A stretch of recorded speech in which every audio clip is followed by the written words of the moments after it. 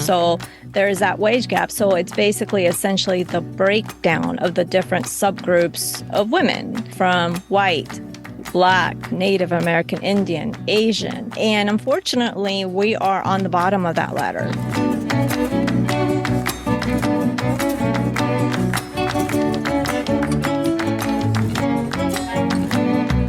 Welcome to LatinX Can, a podcast showcasing Latinx professionals who turn their dreams into realities.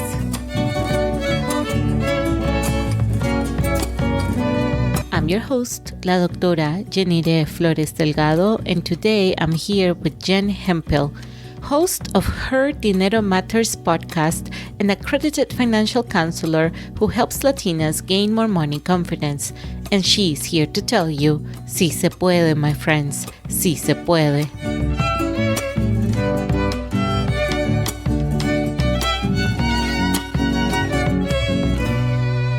Jen Hemphill, welcome to LatinX Can.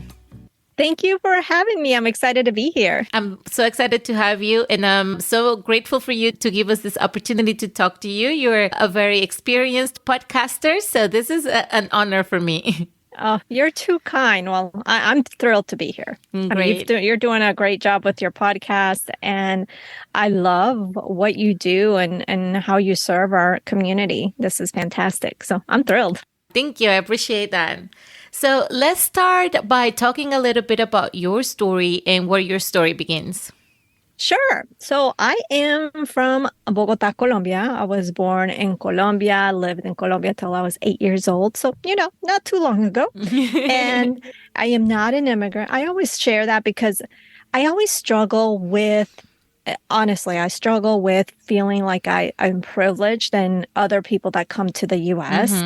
Don't have that privilege. So I was born in Colombia to an American citizen. My dad's un Gringo, like they called him back then. Yeah. So I have the dual citizenship still. So when I came to the U.S., I didn't have to do a lot of the legwork that a lot of immigrants have to do. And so that's one aspect. I feel I do come from privilege in that regards, right? And growing up in Colombia, this was back in the 70s and the 80s, late 70s or early 80s. I'm a young Gen Xer. It was some tough times in Colombia, economy-wise. Both my parents are first gen to go to college, those type of things. But even then, my father had a difficult time getting a job. So employment was very much a challenge. And therefore, a big part of my story is I heard there was a lack of money. So a lot of my story comes to my parents. There was a lot of disagreements. There was tension. There was a lot of stress when it came to money. So I saw that. And so that for me translated to money can be hard. If you don't have money, that's also hard. Yeah. And that really impacted me later in life when we came to the U.S. My parents had to start all over again. And again, they didn't have the money. And I was that kid that I didn't really ask my parents for money. They may have a different memory, but I don't recall asking much for money because they had already told me. Instead, I would go babysit and make money that way. And so that was a part of it. In terms of my growing up and just the impact that it had on my life.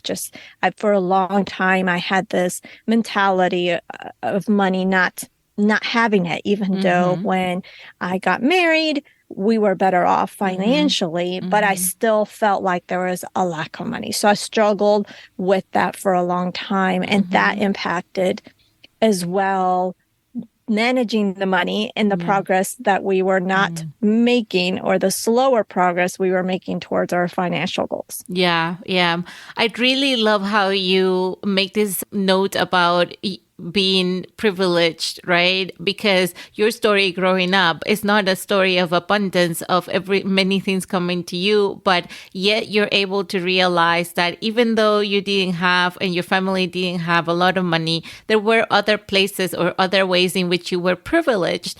And I think that's a conversation that when people talk about privilege, many people would be like, oh, I haven't had a privileged life. And that's not what we mean. What we mean is that we all enjoy some privilege some way. And it's just all about that.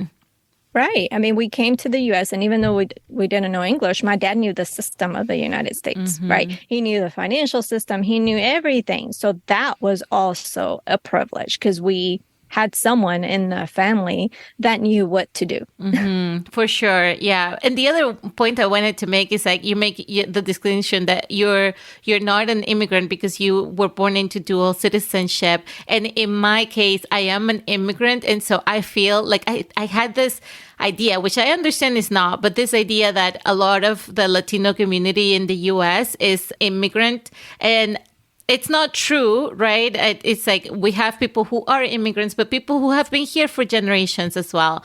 But I heard the statistics the other day that 80% of the Latinx population in the US is actually a US citizen. And that was mind-blowing to me. Yes.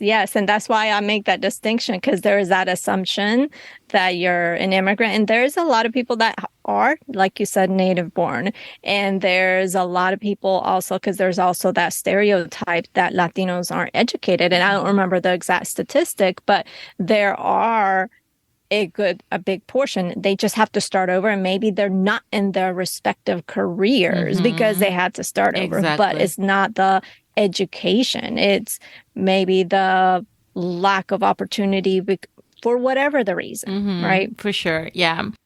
One of the things that I really like about podcasting is that we can really hear very intimate stories about people, right? It's a very intimate field. And one of the things that I did to prepare for this interview was to listen to some of your own episodes. And I learned about, growing up in Colombia and how things were a little tough.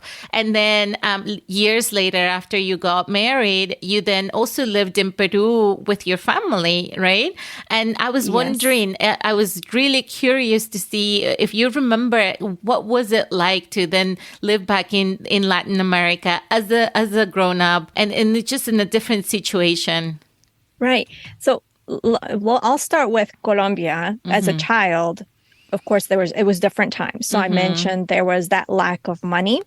And then it was having a gringo dad. That was a big thing because having a gringo dad back in the 70s and 80s, he stood out. He was 6 foot. At that time, that was a giant. Yeah. Nowadays, I don't know if it's average height. I'm not even anywhere close to 6 foot.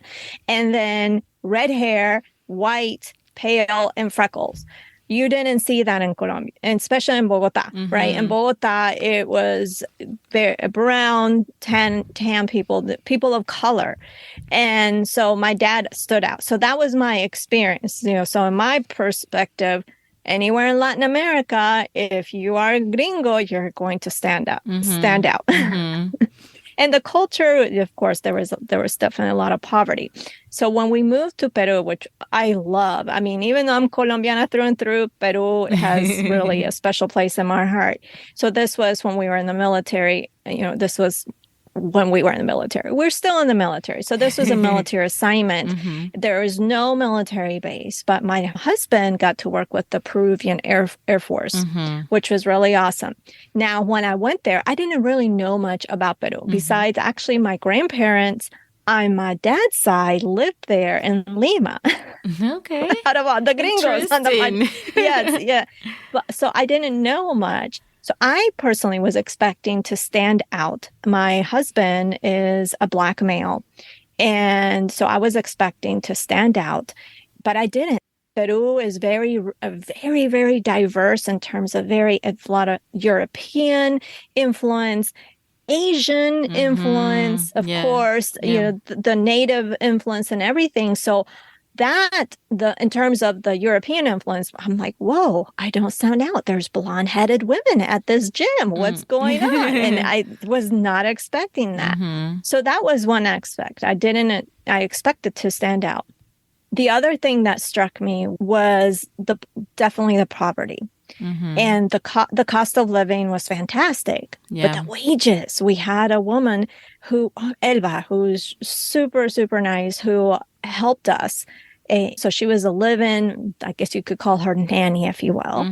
And I was just shocked how much live-in nannies, how much they made a month. And I'm like, we can't pay her that. We'll pay her more. It was like literally paid her $200 a month.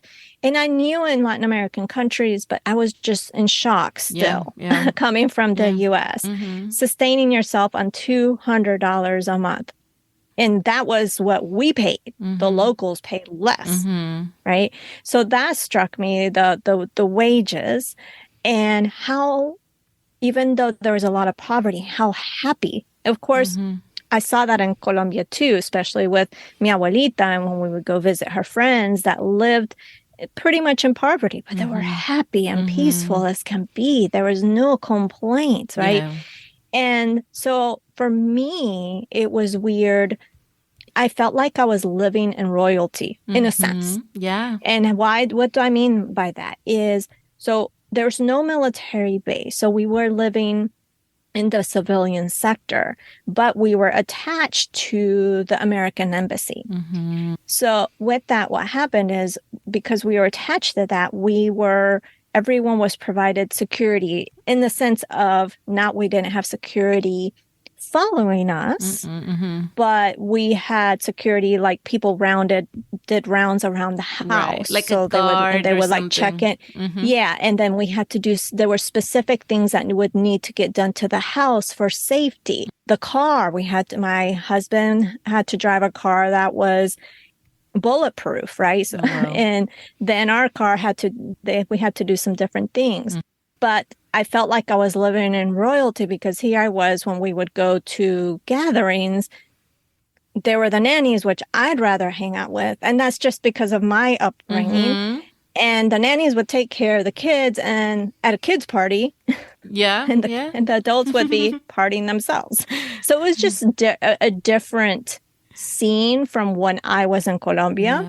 So that was interesting. Yeah.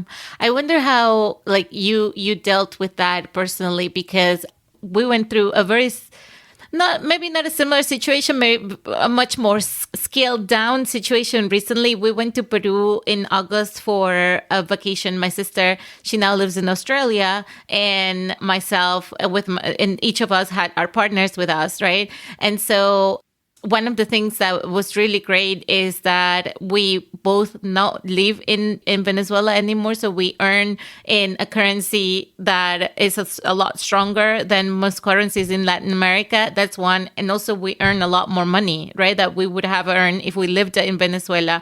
So we went to Lima for 3 days, and all we wanted to do was just go to all the restaurants and eat all the amazing food, right? And we went to like Michelin star level restaurants. They don't have a Michelin star because it's not established in Peru, but they would, right? It's such great quality food. And we would go to these places that are really expensive for everybody else. And we would pay like $50 for 2 people. And so it was so cheap for us, because of the exchange rate and because of the fact that we make a lot more money than we could have ever imagined if we stayed in Venezuela, right? And so it was great to be able to enjoy that at that level, but it also made me feel like, man, I mean, like, this is something that not everybody else gets the opportunity to enjoy in their own country with their own resources. It's a tough situation to be in, not because, I mean, it's because there's so many juxtapositions of things that happen, right? And it's just complex. Absolutely. Yeah. So then when we first met up, we crossed pathways on a virtual podcasters event, right? And you launched your podcast, Her Dinero Matters, back in 2015. And so you've been in this space for a while. But then I was scrolling through your LinkedIn to learn more about you. And I noticed that you graduated with a Bachelor's of Arts in Movement and Sports Science from Purdue University, a Master's of Arts in Gerontology from the University of North Carolina in Charlotte. And then you became, years later, you became an accredited financial counselor. So something tells me you didn't plan to be in this from the beginning, right? So tell me what happened. No. And it's funny, you know what's not on LinkedIn? I also have a certificate. When I was in Peru, because I wasn't able to work, they didn't allow me to work, laws or whatever it was. I went to study photography. So I have a photography degree. I don't know if you would call it a degree. It was an Institute of Art and Design. So yes, I definitely did not plan to be in the financial space. So to give you a little bit of background, I shared earlier that both my parents were first generation college students. So in my family, and I noticed this a lot, and a lot of Colombianos do, and I don't know if it's with you as well, but there is this expectation of what you're going to do. So in my family, there are professors, there's teachers, there's engineers, there's doctors. Those are pretty much kind of like the careers that you're not expected, but it's the preference. You should have a career that is a good, stable career and makes you money. And so initially I wanted to become a dentist. I wanted to become a dentist. My friend from Colombia and I, we had these plans. We'll both become a dentist, work together and all that. But then I realized that not all mouths are created equal, and I don't have the stomach to see some things. Yeah. I can't even see a scratch on my boy's legs without getting all quivery. Yeah. So I didn't have the stomach. And then I decided to move on. I'm like, well, I really like exercise physiology. Let's go to this physical therapy rack. And then that was what I was going to do. I got to UNC Charlotte, started my master's in gerontology because I'm like, oh, I can work with older adults. I could see that. And then I met my husband and I forgot about all those plans because I was going to go actually to Colombia. And so my husband joined the military, and I knew that we were going to be moving a lot. So becoming an accredited financial counselor, that didn't come till later. I was at the very beginning just trying to figure out, I would get some jobs and trying to figure out what I wanted to do. I saw the opportunity with the FINRA Foundation. They had a fellowship program to become an accredited financial counselor. And I saw the opportunity of doing this virtually when Skype was a thing. Yeah. So that was, this was in the early, this was before 2010. And so that was the beginnings of my career, really in the finance space. But that had evolved because I needed to figure out what this looked like. That's when I became a military spouse. This is in 2000s, in the year 2000. Yeah. Internet was very new. Yeah. The online opportunities that you have today weren't. They were very, very scarce. Yeah. So what you see now was not available. So I was just trying to figure out, and it just came through time. And once the online space evolved, that's when I started to make my way of building this business. Wow, that's amazing. That's a really interesting story. I didn't see the dentist coming in. Yep. Yeah. And so then you've had this podcast for at least 7 years, right? Or a little longer than that. And your podcast initially was named Her Money Matters. And later you rebranded it to Her Dinero Matters. And so can you tell me a little bit more about, first, like, what's the story of the podcast and what motivated you to get started? And then what prompted that rebranding? So what prompted us to start the podcast was I was early in my business, and what I was learning from mistakes and everything was that I needed to create content and consistent content to really allow the audience, or the audience that I was trying to build, to get to know me and trust me. I tried blogging. That wasn't it. I tried a little bit of videos, and I'm like, oh, I cannot be consistent with this, setting it up and all that. And I got introduced to podcasting, and that was what I really liked the idea of getting behind a mic and recording and just being just being myself. And that's what started. I just was looking for an opportunity to just make sure that I create content consistently. And what was that medium for me? It was podcasting. And obviously it's worked because years later, I'm still here. Fantastic. And so then what would be the reason for rebranding from Her Money Matters to Her Dinero Matters? And what were you trying to achieve with that? All throughout my podcast, my audience knew I was Latina, that I was from Colombia. So sometimes I would talk about being Latina. And then I think it was about 2018, I don't know if it was about the gender wage gap. I don't know. There was something in me that I just kept on seeing, just kind of tugging at me. I'm like, why? I'm here talking about being Latina, but I'm not serving Latinos. Who is serving Latinos? Mm-hmm. There was very, very little people in the financial space talking to Latinos that were even Latinos back then. And I wanted to meet that need to help Latinas, knowing of the gender wage gap, that I wanted to do my part to provide them a space where they can learn about finances, where they can become more confident about the finances, where they learn to really advocate for themselves to help. Am I going to solve the gender wage gap for Latinas? No, but this is what I can do.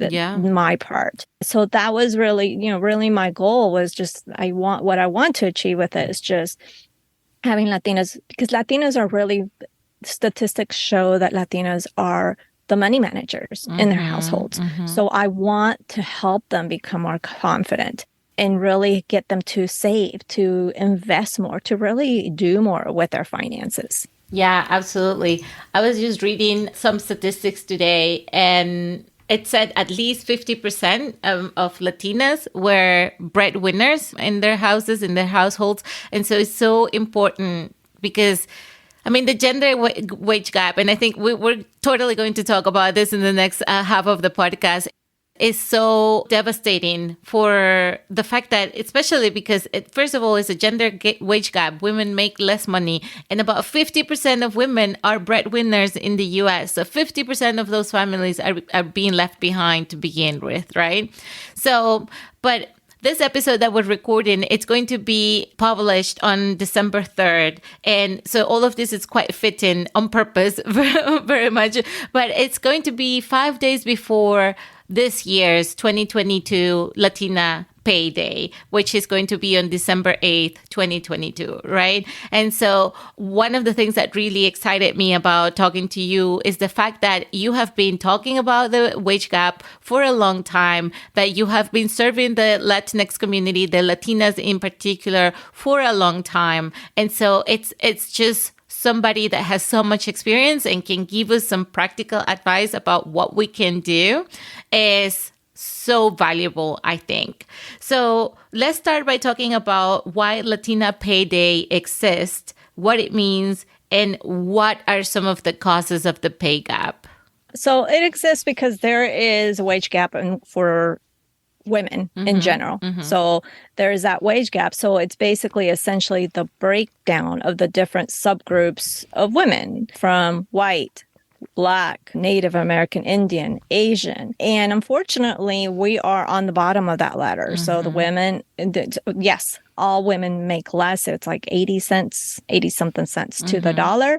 And so that's the white woman. And then it goes on down with Latinas being paid the least.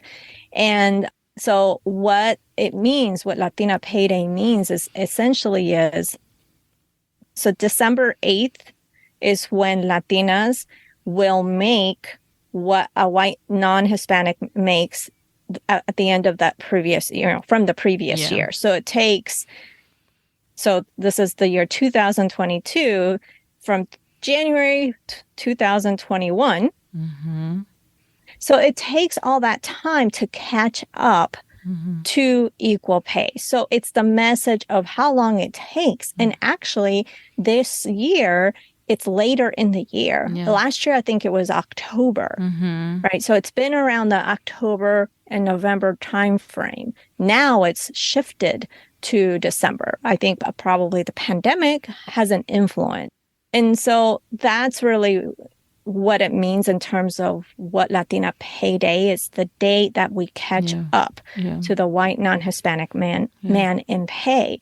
And what causes it? So it's basically the types of jobs that we get And some of that is influenced by lack of access, lack of opportunities, discrimination, right? There's also what influences the pay or the wage gap is also experience. But not that we don't have experience, but we also take pauses in our careers for caregiving, whether it's our parents, whether it's our children. I have done that for my children, right? I took a pause in my career to be at home with my kids.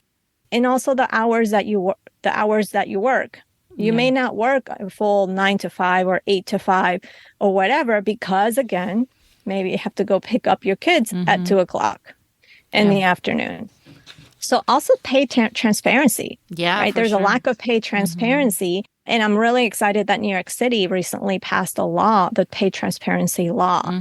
And so those are factors into the wage gap. Some of the issues, the causes of the pay gap that you mentioned are systemic issues that really actually significantly contribute to the existence of the wage gap. And when we talk about pay gap for Latinas and Black women, that's even more important. The significance is even greater. And I recognize that those issues need to be dealt with. And like you mentioned earlier, are you going to solve the wage gap?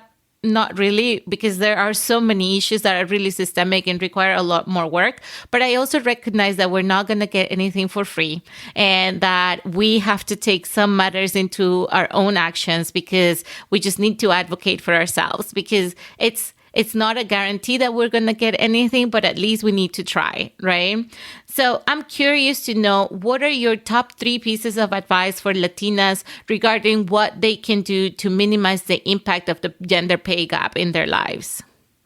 Well, first, you need to get clarity on your finances in terms of what you've got coming in and coming out, what you need, what you want, ideally. And the reason why I say that is you don't want to go to negotiate just to negotiate an increase in pay without having clarity as to why this is important to you. So having that clarity on your finances, having clarity on what your goals are and what you need to get to those goals will help drive your why. And having that why before you go to the negotiating table is going to be powerful, because it's tied to an emotion. It's really tied close to you. So you're going to be more powerful in terms of advocating for yourself, because this is important to you. Getting to goal A, B, and C is important to you. And so that's going to drive you in being more effective in negotiating because of that why. And so definitely having that clarity, again, having that why, that gives you the why to help drive your negotiations. Of course, you have to be mindful too, because you have to make sure that that number that you're needing or wanting ideally fits with that career, with that pay, with, what you bring to the table too, right? Of course, you have to take that into consideration. Yeah. Just because you need X amount of dollars doesn't make sense to within your career with what you bring to the table. So you have to take that into consideration as well. And you said it earlier, advocate. Advocate. So not just necessarily for pay, but you can advocate for other things, the benefits, advocate for pay transparency as well. So really being a leader in that, maybe someone else is already leading that, helping them, because it's about bringing more people. The more people you get talking about it, talking about whether it's pay transparency or talking about maybe how they negotiated. Maybe there's some tip that they learned that you could implement, but really also talking about and advocating for those benefits. I don't know, maybe less work hours for the same pay. It could be, or making sure that you have a higher match for the employed sponsorship plan. There's so many different things, but all of that is really tied to money. Because if you have better benefits, so if you have more match in pay, that you can invest more. Because the gap there, especially when we take pauses in our career and when we're not making money, that impacts it the long-term earnings and the long-term potential for your savings in your investing. So definitely not just think about advocating for more pay, but also the other benefits for the pay transparency, because all that, it's all intertwined together. Yeah, it's totally adds up. And I think for me, like I hadn't heard about the pay gap until I was in grad school, right? And then I was in grad school and I was about to graduate and trying to get my first job offer. And I got my first job offer and I was like, okay, it was standard for whatever the people would get for that job. And it was actually like, it wasn't a job based on experience. It was like a long-term prospect job for the organization. So this is how they feed in their talent into that organization, right? So I had people that were going to do the same job. And so I knew how much they were offered, right? Because to begin with, I was comfortable enough to ask the questions, right? And I knew people could shut me down. I knew I could try and talk to somebody about money and about the salaries and the offers that they got, and they could shut me down and not want to talk about it. And in fact, that happened to me. I had a friend who sat right next to me for 5 years and got that job a year before I did and would not tell me. She wouldn't even tell me the amount that I could put on the application for that job. Luckily, I did have another person who had got the job at the same time as that other person, and she totally told me exactly how much she was offered, and her offer was higher, right? So 2 different experiences there. But what I did is so I got this offer, and I was like, I cannot be a victim of the pay gap. I need to sit down and negotiate, right? So I'm going to sit down and negotiate. And I got some advice from the Career Center, and I got some advice from people that worked at that company. And I talked to the manager that was going to be my manager. And I told her that the offer was a little low and it was making it hard for me to accept it. And she told me, okay, so how much do you want? So I gave her between 2,000 and 10,000 and 5,000 more than I was expecting. And she came back and she gave me 2,000. And I was like, okay, good, because I asked for more. And then I was like, damn it, I sure told myself I should have asked for more. Maybe she would have given me more, But I think the whole experience is about, one, trying it out, right? In just getting into being comfortable with negotiating. The second time around, when it came to negotiate a different role, I asked for more money and I asked for benefits. And one of the things that I asked was I was going to work an hour away from Houston every day. So that was 2 hours of commute time every day. So I asked as part of this offer, I went to work from home at least 1 to 2 days a week. And they're like, well, that's not something we typically do, but okay, we'll do it. And so, yeah, I mean, totally, like you're saying, it's about benefits as well. Yes. And even sometimes titles, even though titles aren't going to, maybe they're not budging too much on the pay, but negotiating the title because that can help for the next job. Yeah, right? For sure. So that's important. Yeah. The other thing, Jen, that I wanted to touch on, because when we talk about the wage gap, people say, oh, women are falling into this pay gap because they're not negotiating for salaries or for promotions because they feel like, they don't deserve it or whatever reason, right? People like to blame women. But in reality, data shows from Lynn and McKinsey, they have actually been documenting this, that women ask for promotions at the same rate as men, as white men. They're just not getting the same results, right? And so sometimes as Latinas, we have been told, to be humble, to not ask for more. Is this something that you see when you are working with Latinas in this space? I still see it, but I think that's changing. And why I say it's changing is because women are having the courage to talk publicly. So let's say on social media of their experiences. So when you lead from example, others are just going to follow. And they're like, well, if she was able to do this, why can't I? Right? So again, yes, it still happens. But I think that is definitely changing. Is it going to change drastically? Only time will tell, but I think it's changing. Yeah. Okay. Yeah. I mean, I think that one of the things that we just need to make sure is to understand that nobody else is going to do us a favor of giving us more money. And even if they come to the table and they're like, oh, you've worked so hard, you deserve $5,000 more, that's still less than what you deserve because they're not going to give you everything, right? Right. Right. You just have to ask. And sometimes, because if you think you're over asking, the worst thing is they can say is no, and you just minimize a little bit and see what they do, right? Yeah. Instead of, well, I should only ask for this because I'm asking for too much. No, go big. Yeah, for sure. And I think I listened recently to your episode with Pavel Martinez about salary transparency, right? He was also in our podcast. And the reason why I wanted to talk to him in the first place is because he went viral on LinkedIn by just displaying publicly how much money he made at TikTok at that time, right? And I think one of the things that he mentioned during that post and the consequences of that post is that people at least had a frame of reference, right? That they could walk into a negotiation and say, I'm expecting $150,000, for example. That's what I would like to make. And HR could tell somebody, oh, that's too much. And that person could tell, well, actually, I know an employee that got paid $150,000. I know that this is the market rate for this position. So why am I going to be offered less? Right. And that's the power of paid transparency.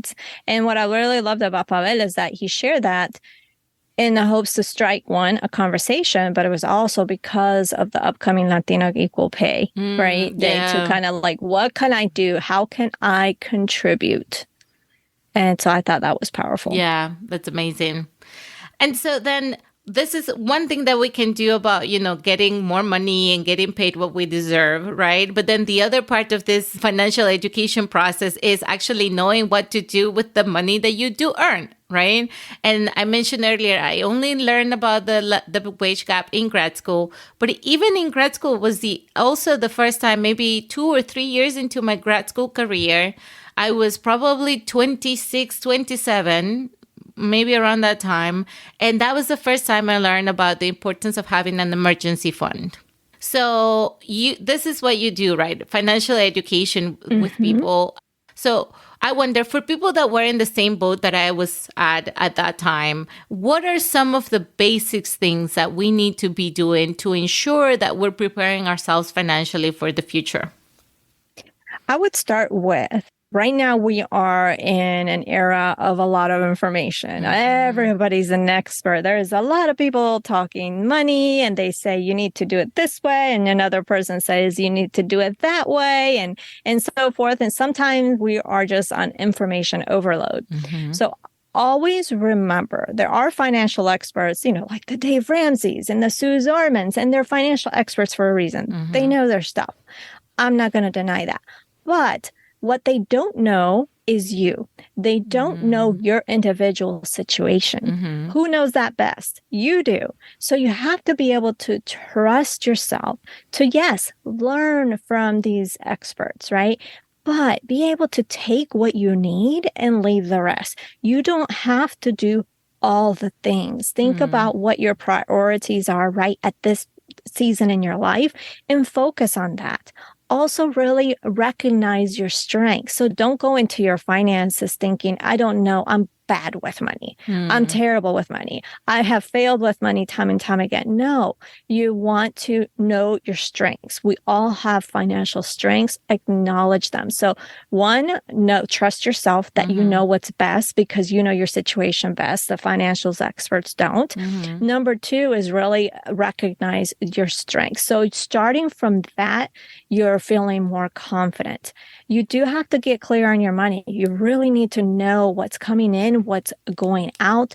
You need to create a plan for that money. So that is a budget. And as much as people detest budgets because they feel they restrict you, they really don't. The person in control of that budget is you. The person who puts those numbers in that plan is you. So you're the one in control. So you want to make sure you are clear on what's coming in, what's going out. You need to want to make sure you have a budget. So that is your plan to execute your goals, to execute, that is essentially your plan. You want to check your progress, always track your progress, because you just don't want to create a budget, not necessarily implement it, not know what's going on, because you're just going to be stuck in a hamster wheel, because you're like, well, I tried this. Did you? Did you fully? You need to really be consistent. And the other aspect is you want to keep track of your wins. When you're tracking the progress, there's going to be financial wins. And why I say that is we tend to go on a day-to-day basis. Like I work from a checklist. So I have, my day planned out, and then I just mark off as I go. And then sometimes I don't get everything done, and I get tied down to what I didn't get done. But then I forget to acknowledge what I did get done, right? And we go to the next day, we do it again. So we really have to acknowledge the great things that we do instead of focusing on what we didn't get done. The same with our finances. And that's what's going to keep us going. And always make sure that when you create a plan, when you use any tool, you want to choose a tool that you're consistent with, because this is about consistency. Just because some people do their budgets on your spreadsheets, but the spreadsheets scare you, there's other ways to budget. You can do it on a notebook. You can do an app. There's different ways. So you have to choose something, a tool, and create a system for you that you're going to be consistent with, that really aligns with your lifestyle as well. And it is possible.